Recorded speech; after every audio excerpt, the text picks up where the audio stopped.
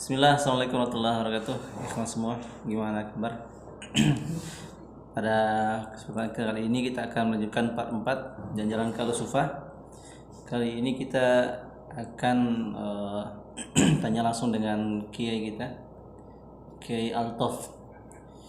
Jadi langsung saja. Jadi bagaimana awal mula berdirinya Pondok Tahfiz Al-Sufah yang di tengah hutan? Ya. Oh, ini resisi pertanyaan ya. Sekedar informasi. Ya. Perkenalkan dulu kita ini bersama presenter Ustadz Ayul Ginolga, SE, Sarjana Ekonomi, bidang ekonomi.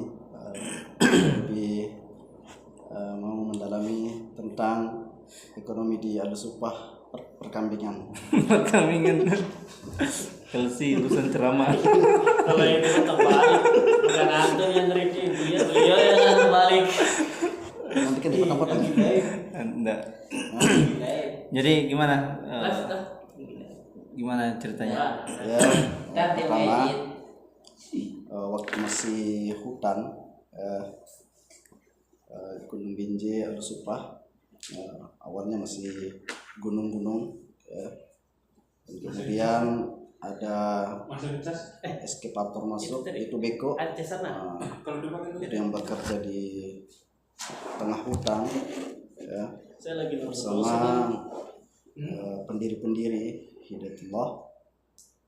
Dan kemudian pertama mendirikan ada sebuah gubuk yang sampai sekarang gubuk itu masih ada, ya. Dan kemudian yang kedua dibangunlah masjid, ya. Masjid di atasnya gubuk itu. Itu kok bisa ada tanah di tengah hutan itu? Itu dari mana? Asalnya diwakafkan atau dibeli atau di? Kalau itu jangan disiarkan di sini. Oh iya. Salah-salah. Ini rahasia. Jadi ada fotonya Ustadz itu awal mula itu belum berdiri semua ya?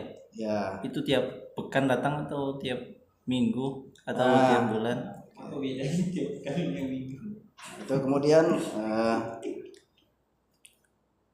awalnya kami datang ke sana bersama teman-temannya, rombongan daripada STIS dulu. Kita juga tidak tahu ditugaskan di situ karena waktu itu masih semester 3 kalau nggak salah, ya, tahun 2011 karena kami datang dari jauh perantauan, datang 2009, ya. Dan kemudian sempat jalan-jalan ke sana ke Gunung Binjai, ternyata nasib itu berjalan, ya. Alhamdulillah, ternyata kita dapat tugas di Al-Sufah, padahal tidak pernah diimpikan, tidak pernah dipikirkan, ya, kita tugas di tengah hutan gitu. Waktu itu siapa yang menjadi mudirnya? Waktu itu yang menjadi mudir, ya, pertama berdiri di Gunung Binjai ya Ustadz Kaspan. Jadi sebelumnya itu sebelum di Al-Sufah itu sudah ada ya santri itu ya? Ya, alhamdulillah sudah ada. Waktu itu masih di bawah, bertempat di Masjid Ar-Riyad di bawah. Nah, di situ ada kampusnya khusus Salafiyah, ya. Salafiyah, bukan formal, ya. Nah, masih Salafiyah sampai sekarang, masih Salafiyah juga. Nah, sampai sekarang itu sudah berubah menjadi kesetaraan Salafiyah. Ya. Jadi kalau dulu Salafiyah kalau orang bilang punya Hidayatullah. Ada di situ ada asramanya, juga lengkap, ya, dengan kolamnya juga ada. Dan waktu itu masih santri, itu masih masak sendiri. Masak sendiri. Alhamdulillah dengan kemandiriannya santri itu diajarkan untuk masak sendiri. Ada tantangan lagi? iya. Nah, jadi awal mulai itu berapa santrinya Ustaz Al-Sufah itu? Awalnya sekitar 7 santrinya. awal-awal 7 aja santrinya. 7. Tapi kenal namanya Ustaz waktu itu. Eh, saya kurang kenal juga karena Sudah awal-awal lupa itu ya? masih belum masuk waktu itu saya. Karena saya masuk di Alusufa itu tahun 2014. 14. Sudah ada kepala sekolahnya. Kepala sekolahnya waktu itu belum ada, masih mudir, masih Ustaz Kaspan yang jadi merangkap ya kepala sekolah mudir. Gurunya Gurunya banyak ya, alumni dari 77. Masya Itu Allah. ada Ustaz Mukhtar, ada Mukhtar. Ustaz Ya'rif, ada Ustaz Lukman ya, Doderstis, ada juga ya Haryadi ya, ada 77 semua itu.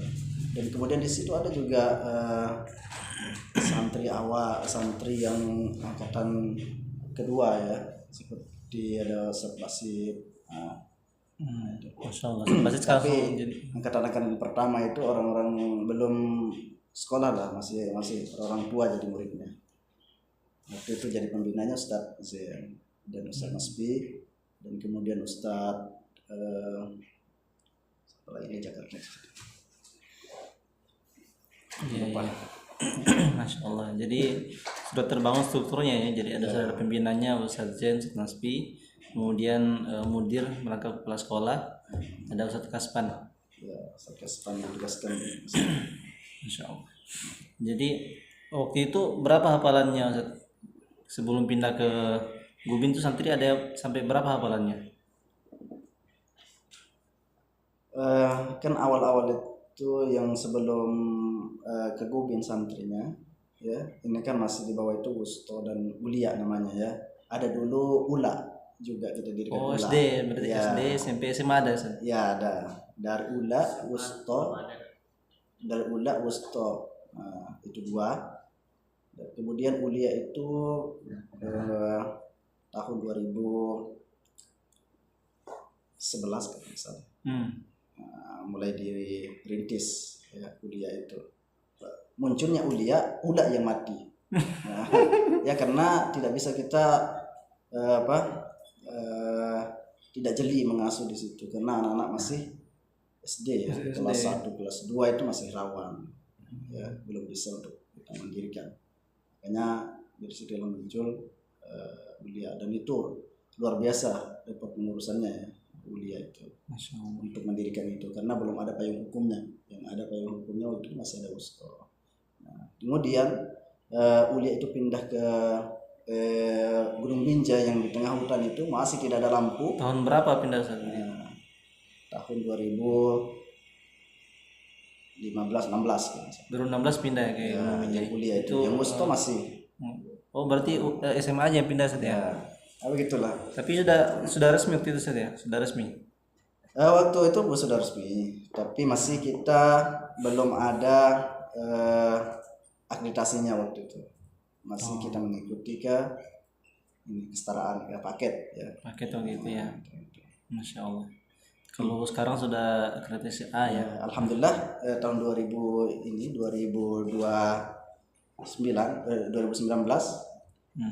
alhamdulillah sudah akreditasi A dengan sejarah payahnya guru-guru, kepala sekolah dan lain-lainnya, di antara daripada Alusufa itu sendiri. Alhamdulillah sudah sekarang ini ya kita lihatlah ya, seperti itu, di mana sudah bisa terkenal dan bisa diakui oleh pemerintah, dan ijazahnya sudah diakui di mana-mana.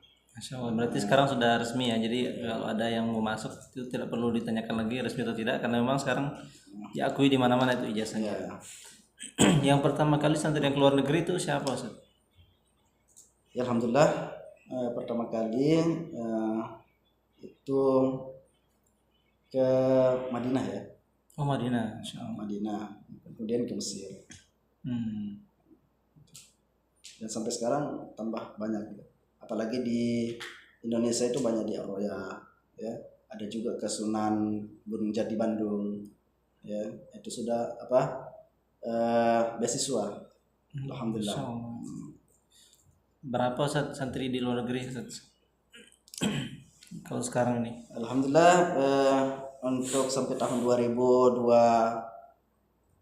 2023 ini alhamdulillah di Mesir sudah sekitar 15.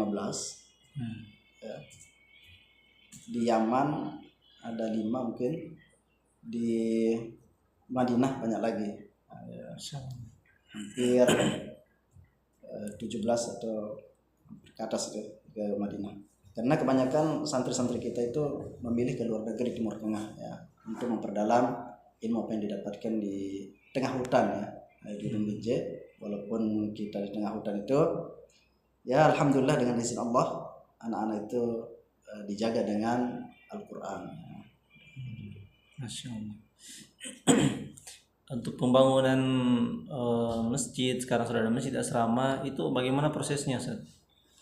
Kok cepat sekali pembangunannya ini? Ya alhamdulillah itu berkat daripada doa-doa santri ya, dan dipercaya oleh para donatur dan hamba-hamba Allah ya, untuk memberikan sumbangsih ya, berupa dana, karena itu adalah ladang akhirat bagi para donatur ya, telah membantu daripada itu. Karena ini bukan punya kita, bukan punya mudir, bukan punya guru, bukan punya pembina di Ahlus Suffah. Bangunan-bangunan itu punya umat semua, siapapun bisa masuk ya.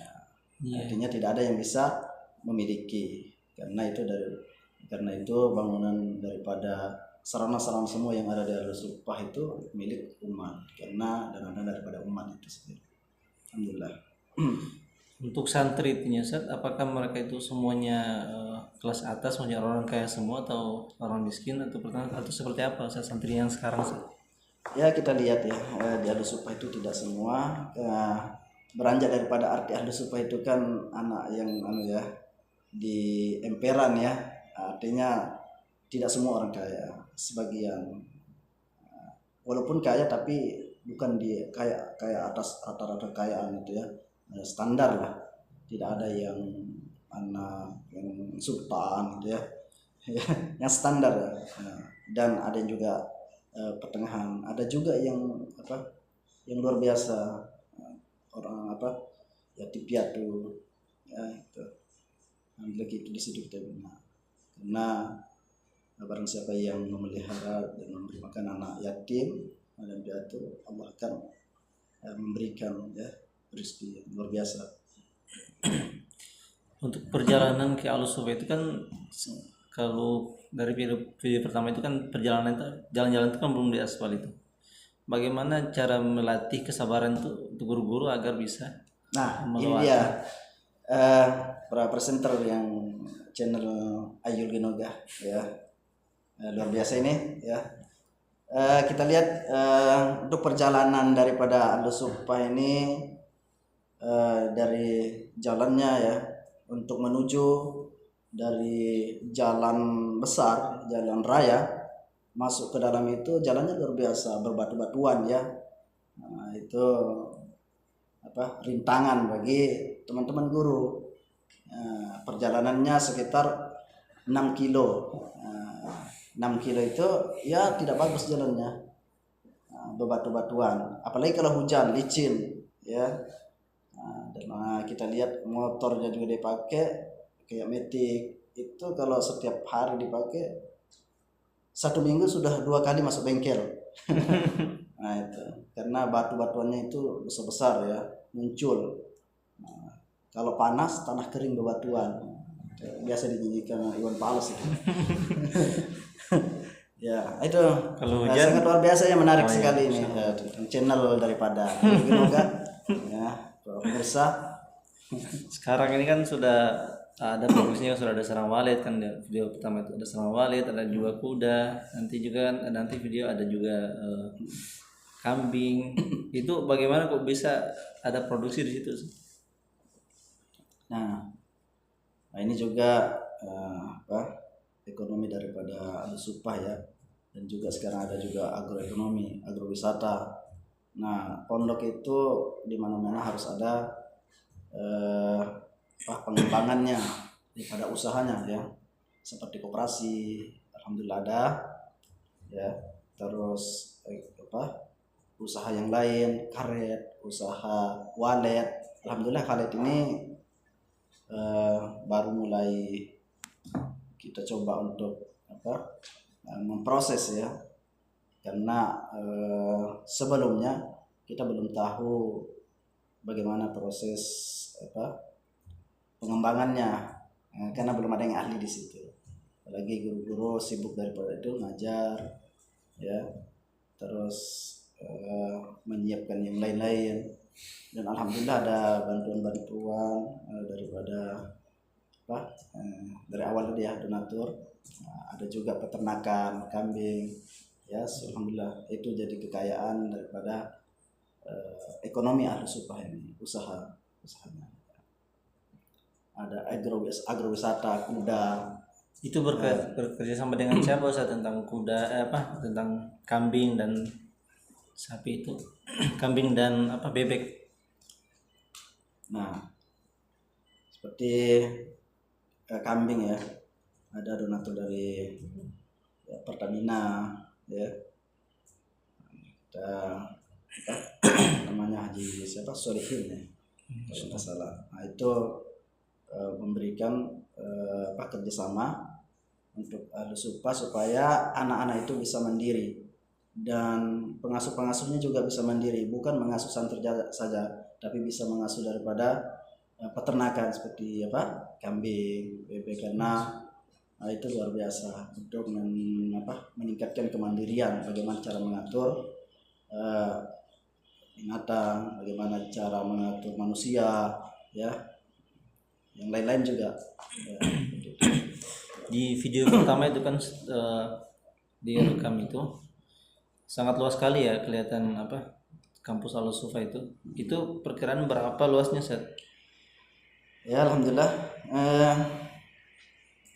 pemirsa yang dirahmati Allah Subhanahu wa taala, termasuk channel daripada Ayul Genoga, luar biasa bisa mewawancarai di ruangan yang luar biasa ini, di gedung kantor Ahlu Supah ini. Alhamdulillah sudah luar biasa ya. Saya dingin ya, Sudah ada AC-nya, tinggal mikrofonnya yang belum ada untuk center ini. Nah, luas ini kita sering lihat ya di Google itu, yang punya Ahlu Supah ini sekitar 74 hektar. Ya, 74 hektar, kan ada yang di seberang, ada yang di sebelah, ada yang seberang. Nah, di sebelah itu ada dekat waduk ya, kampus itu dekat waduk, itu nyambung, dan di sebelah itu ada P3 pertanian dan peternakan, makanya di situ ditaruh peternakan di sebelah utara. Di selatannya waduk ya. Itu jadi kekayaannya sudah luar biasa ya. Yang terpakai Ustaz itu berapa hektar Ustaz yang terpakai sekarang? Nah, yang terpakai untuk kampus ini sekitar 20 hektar ya. Itu sudah lengkap dengan agrowisatanya di bawah. Ada kolam emasnya, ada ikannya juga ya. Dan ada juga kudanya di sana. Ada juga pertaniannya yang sudah ditanam seperti lombok, kacang-kacangan, anggur, nanas. Alhamdulillah itu untuk kekayaan santri, apalagi kelapa ya. Tapi kelapanya baru setinggi berapa meter gitu, belum berbuah. Berbuah. Tentang santri Ustaznya, kalau dia mau targetkan hafal Quran, selesai hafal Quran Ahlu Supah, seandainya kalau dia masuk di SMP, apakah dia bisa selesai ketika kelas 3 SMP atau gimana Ustaz? Nah, anak-anak yang dari SD ya, santri baru misalnya mendaftar atau masuk di Ahlu Supah ya, itu ada tesnya, ada seleksinya, minimal ada hafalannya 2 juz. Antara itu 30 dan 29 ya. Kalau enggak 29 juz 1. Itu yang dari SD ke masuk ke wusta. Kita ini bukan SMP namanya ya. Wusta. Artinya kalau salafiyah itu kesetaraan wusta. Nah, ini sudah diakui. Nah, itu untuk 3 tahun berjalan Ada targetnya 1 tahun itu 5 juz yang stop. Nah, dalam 2 tahun 10 juz sampai selesai wustonya ya kita targetkan 15 juz. Tapi kadang-kadang ada santri juga yang EQ-nya luar biasa ya, hafalannya luar biasa ya, terus kekuatan hafalannya dan cepatnya metodenya hafalannya itu bisa 3 tahun itu mencapai 30 juz walaupun dia usto. Makanya kita ada program ini 7 tahun ya, karena 7 tahun itu ada pengabdiannya 1 tahun, lanjut ke ulia. Ulia itu kesetaraan daripada MA ya, kalau di luar SMA gitu ya. Berarti dia kalau selesai SMP mau lanjut ulianya enggak perlu pengabdi Ustaz ya? Langsung lanjut. Alhamdulillah kalau usto enggak ada pengabdian. Langsung melanjutkan ke ulianya. Alhamdulillah itu sebagai kekayaan juga kalau ada yang lanjut ke luar. Nah, misalnya Wusto yang ingin mencari pengalaman karena sudah hafalannya sudah 5 juz, 20 juz, dia mau mencari pengalaman di luar dan juga bisa menjaga diri dan hafalannya bisa juga. Sudah banyak seperti itu. Tapi alhamdulillah selesai lanjut ke ulia, alhamdulillah rata-rata anak-anak itu kalau dari Wusto alhamdulillah 30 juz. Masya Ya, Allah. dalam 6 tahun. Iya. Ada di video pertama dan kedua itu pernah ada review santri dari Cina itu. Dia SMP sudah hafal Quran. Dan juga santri dari Kalimantan ada SMP sudah hafal Quran. Masya Allah. Perkiraan sampai sekarang ini sudah berapa Ustaz yang sudah hatam Al-Quran dari SMP itu? Kalau digabungkan semua dari awal sampai akhir sekarang. Ya, alhamdulillah kalau Wusto ini yang lanjut ke ulia ya, udah langsung 6 tahun tuh. Yang 3 tahun ini. Yang 3 tahun mungkin ada 10 orang ya. 10 Yang orang. hari ini, yang sekarang ini ya? Yang sekarang ini untuk tahun 2023 ini belum ya, belum ada. Sekitar masih ada yang 15 atau 17 juz. Itu pun masih kelas 2 alhamdulillah. Sudah 14 atau 15 ya kelas 2. Nah, itu rencana kalau anak-anak ini dipertahankan IQ-nya insyaallah tercapai ya. Kalau itu jadi payah daripada pengasuh-pengasuhnya untuk membina dan cara metode menghafalnya di atas sumpah. Kalau yang sudah SMA ini sudah berapa yang sudah hatam? Alhamdulillah kalau yang SMA atau kuliah ini sudah banyak sekali ya, karena itu persyaratan untuk luar negeri. Ya, ada yang 20 30 sekitar sudah 30-an 30 orang insyaallah yang hafal, yang mungkin yang bersanad baru alhamdulillah yang SMA yang sudah mungkin sekali, yang sudah bersanad tidur dia untuk di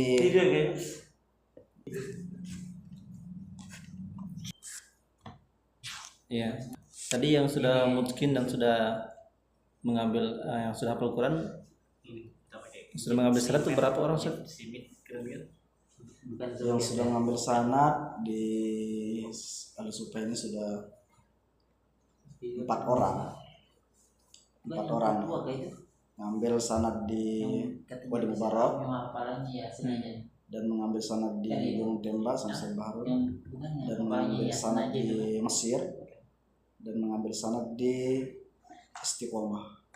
Dan alhamdulillah tahun ini juga insyaallah tahun 2023 ini insyaallah besok rencana ada juga mengambil sanad 1 orang. Ya. Kalau yang sudah ikut lomba Ustaz, berapa orang Ustaz? Lomba apa ini? Kan sekarang kita lihat di kantor itu banyak betul pialanya Ustaz. Lomba MTQ. Ya. Alhamdulillah dari awal Al-Sufa sudah luar biasa ya. Dari tingkat desa sampai tingkat kota sampai tingkat provinsi alhamdulillah ikut semua ya. Tidak terhitung lagi berapa orang yang ikut karena desa dapat juga juara 1, kelurahan, kota sampai kota ya, sampai provinsi alhamdulillah dapat juara, sampai dia menjadi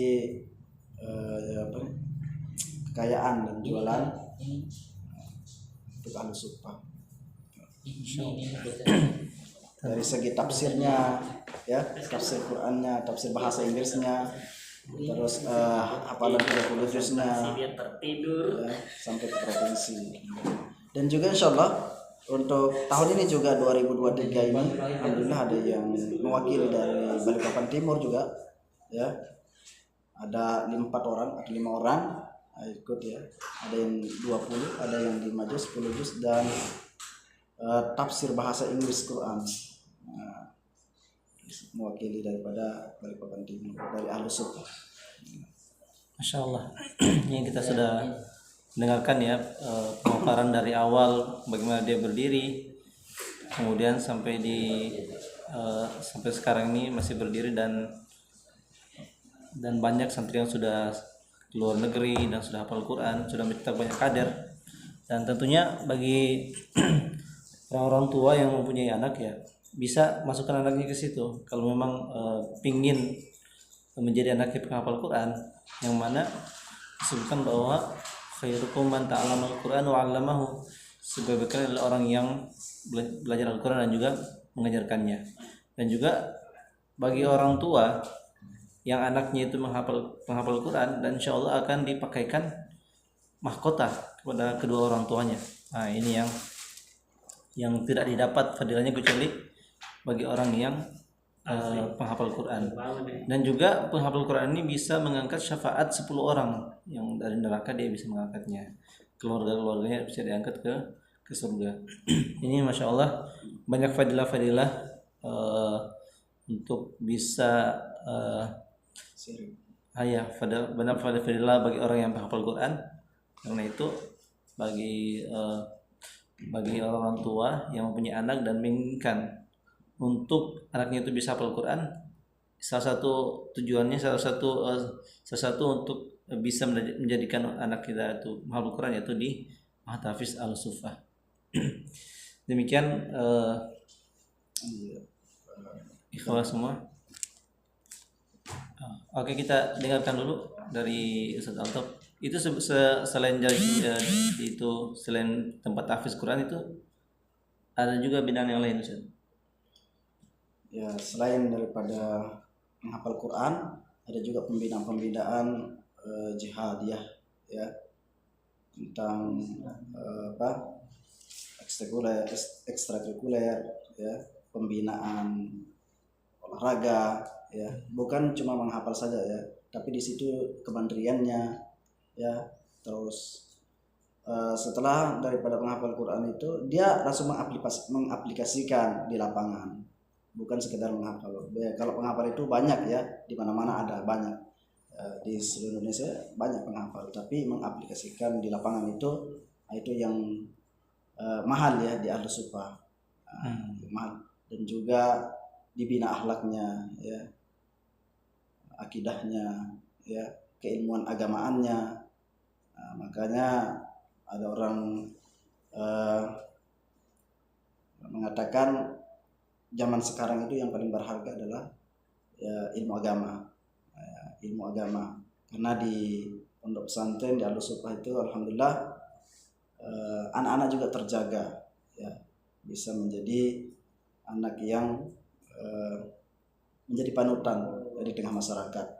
Nah, di situ juga pengabdiannya, yang dimana tidak ada di salafiyah mungkin tidak ada pengabdian. Ahlu Sufa itu wajib ada pengabdiannya untuk mengaplikasikan ke masyarakat apa yang didapatkan di pondok pesantren Ahlu Sufa Gunung Binjai Balikpapan ya. Yang alhamdulillah mungkin Bapak Ibu kalau ingin mengetahui di mana sih pondok pesantren Tahfizul Quran, silahkan buka website ya Ahlu Sufa, dan dilihat di YouTube juga banyak sekali kegiatan-kegiatan yang kita lakukan. Setiap tahunnya juga pasti ada kegiatan-kegiatan seperti perseninya di situ untuk pembinaan kemandirian. Semua itu karya daripada santri, dan juga asrama, lapangan ya, atau pengembangan seperti apa taman-taman itu karya santri sendiri ya, tidak ada orang lain ya, gitu ya. Karena di situ alhamdulillah santri sudah bisa menjadi apa contoh ya, apalagi kalau dia pulang ke rumah ya. Dan juga elektronik HP ya, itu 1 kali sebulan dikasih untuk menelpon orang tuanya. Artinya setiap harinya tidak diberikan HP. Nah, untuk menjaga, karena HP itu luar biasa. Kalau anak kecil yang memegang, itu hati-hati ya. Makanya di situ kita antisipasi dari segala hal. Karena untuk menjaga hafalannya, akhlaknya, sifatnya, terus kepribadiannya, menjaga alma maternya, dirinya ya, tidak menjadi anak yang ugal-ugalan ya, di dengan masyarakat. Masya Allah. Jadi bukan hanya menjadi hafiz Quran ya, tapi dia akan menjadi seorang yang mandiri, kemudian dia akan menjadi seorang yang beradab mulia kepada dirinya, lingkungannya, terkhusus bagi orang tuanya. Terima kasih karena sudah setengah jam ya, pas setengah jam ini. Mudah-mudahan ada manfaatnya. Kita tutup dengan apa? Dengan moto Ya, apa saja. Nanti aja Pak nanti Ya. dipotong-potong. Ya, nggak usah dipotong.